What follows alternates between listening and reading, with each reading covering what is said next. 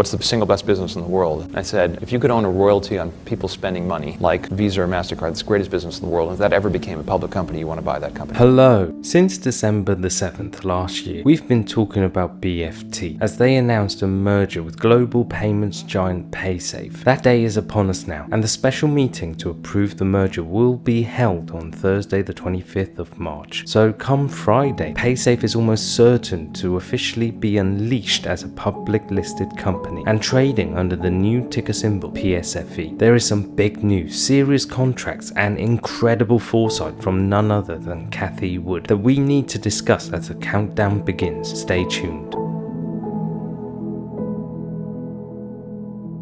Keep it simple. Full disclosure, I do have a position in BFT and this is my highest conviction SPAC. On the 11th of December last year, I released my first drill into this SPAC when it was trading at $14. Since then, it has recorded an intraday high of $19.50 before the market correction. BFT has outperformed the majority of other SPACs during this period, and for me, it is no surprise. I am not a financial advisor, so please note this is all for entertainment only. No more plugging. Let's start drilling. Okay, Paysafe launches a new fiat to crypto withdrawal service, which for the first time will enable its Skrill customers to instantly convert and withdraw their fiat balance to an external cryptocurrency wallet that includes Bitcoin or Ethereum. This is now available in the European Economic Area, and they'll be looking to launch in other countries in the future. I believe once they see the adoption, they will be launching this worldwide. Cryptocurrency is not going away anytime soon. So to see Paysafe start the adoption already is a very promising sign that they are in tune with the current change. February 25th, Paysafe releases information that they are leveraging Snowflake data cloud technology to achieve meaningful data insights. This will enable them to deliver more informed and enhanced customer experiences by tapping into artificial intelligence, AI, and machine learning, ML, data models. Paysafe now looks to transform to a fully cloud-based approach for its payment services, including its Skrill and Neteller digital wallets, its eCash solutions, Paysafe Cash, and its payment processing solutions in both North America and Europe. The future of AI and machine learning is everywhere and integrating to all industries, and for me, those companies who do not adopt quick enough will be left behind. The integration of Snowflake's technology is huge and really does show the company is looking to transform their business moving forwards and stay ahead in the race for AI and machine learning adoption. March the 1st, Paysafe extended their partnership with Rentmooler, the North American online rent payments platform. Rentmooler has now added Paysafe Cash as an alternative eCash payment method to better serve US tenants whose payment preference is cash. This continued market penetration to households who are either underbanked or unbanked is huge, given that 22% of all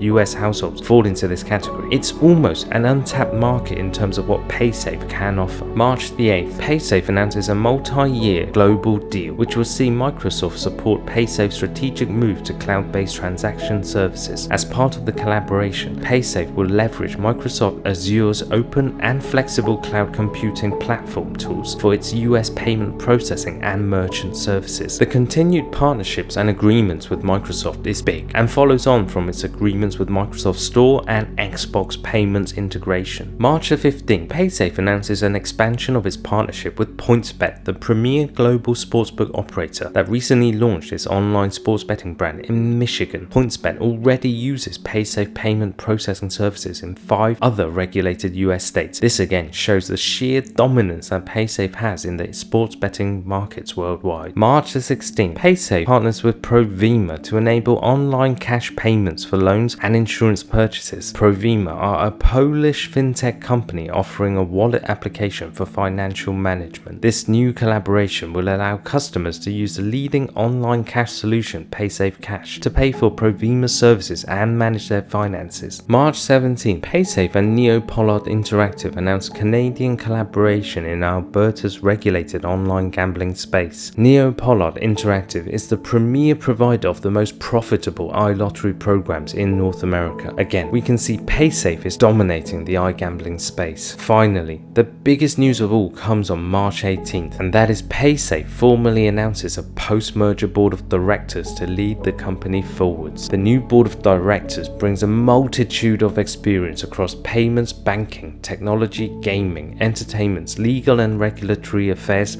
capital markets, and M&A. And the winner of the Most Valuable Player Award is Bill Foley. Bill MVP Foley will serve as company chairman, and on March the 9th, Paysafe held an analyst day where his full credentials are summarized, and we can see he has had enormous success with his previous companies in driving value creation and exponential growth. I think anyone looking at their analyst day presentation should be looking at some really big catalysts moving forward. If we look at the clientele that Paysafe boasts right now, I think we can project some serious future exponential growth, with iGaming having a TAM, total addressable market, of $80 billion.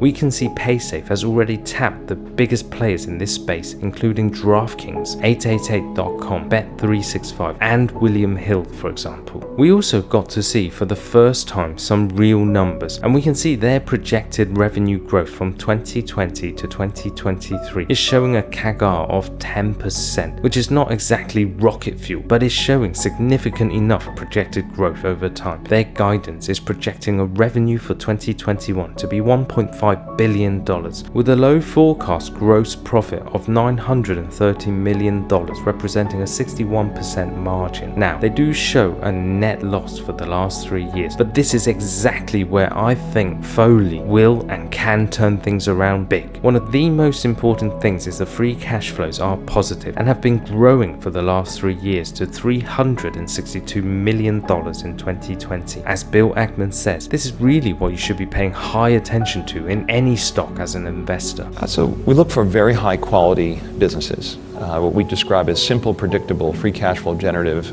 dominant businesses, a business that Warren Buffett would describe as having a moat around it, right? If you believe that the value of anything financial is the present value of the cash you can take out of it over its life, well, you need to know how much cash it's going to generate over its life. So business quality to us is the single most important criterion for determining what's interesting. Because if we can't predict the cash flows, we don't know what it's worth. If we don't know what it's worth, we can't invest. So we figure out what it's worth, we figure out how good the business is, how predictable will this cash flows be from a railroad or a spirits company or a real estate company, a shopping mall business.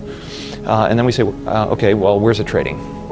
And if there's a wide gap between price and value, you can buy it for 50 cents, it's worth $1.20, well, then we're going to take a hard look and try to understand why it trades at a deep discount. And once we understand the reasons, we decide, well, these things that we can solve.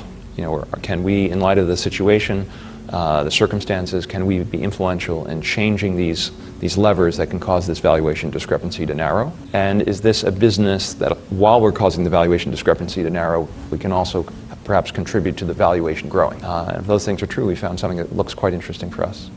I try not to think too much into these figures, as these are projections that I think will be absolutely destroyed with Foley taking the lead, and judging by his previous successes, I see Paysafe really dominating the market in the fintech space in 1 to 2 years time. Recently, in March, Cathie Wood of Ark Invest went on Benzinga and talked about what she sees as the coming innovation sectors and how the markets would respond. When talking about fintech, she has this to say. Digital wallets are going to, we believe, gut banks. So remember I told you the indexes have value traps? We think banks are among them. Now, banks and energy are both having a nice run here, nice value run. We're happy because that means the bull market is broadening out. Very happy about that. But be careful about the value stocks that you buy. Digital wallets are not only going to do our banking, they're going to be bank branches in our pockets or pocketbooks.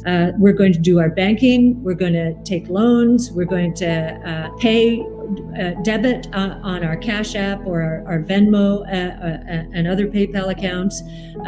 We're going to buy stocks and crypto. That already is happening.